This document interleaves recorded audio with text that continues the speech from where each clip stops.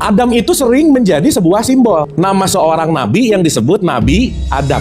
Adam dalam bahasa Hebrew artinya human. Adam itu artinya manusia. Kita semua kalau dalam biologi kingdomnya adalah mamalia, binatang. Jadi kita ini disebut hayawan nafikun, binatang yang bisa berpikir. Makanya konteks Adam as a human ini adalah transisi dari suatu binatang yang dia memiliki resolusi berpikir yang berbeda. Pasangannya Adam itu Hawa, bukan istrinya, pasangan. Point of view-nya, makna Adam dari kata adim itu artinya tanah. Kan ini juga bagian dari tanah, bahasa gampangnya, tanah yang diberikan ruh, jadi hidup. Karena semua bahan baku ujung-ujungnya kembali ke tanah.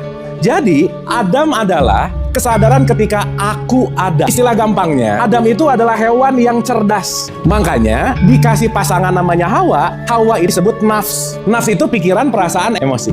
Makanya nanti disebut Hawa nafsu. Makanya Hawa bareng sama Adam. Penderitaan itu datangnya dari mana? Karena kita dianugerahi Hawa. Kalau kita nggak punya hawa nafsu, ibu bapak nggak akan menderita.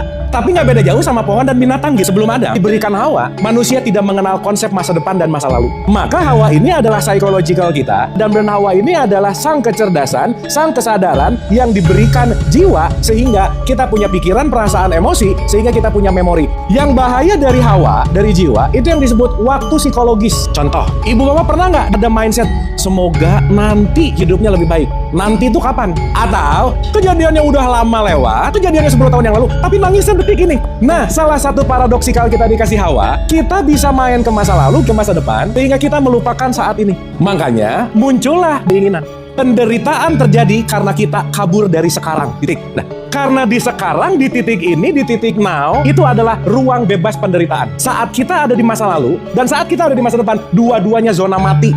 Jadi orang yang hidup hanyalah orang yang sedang ada di sekarang.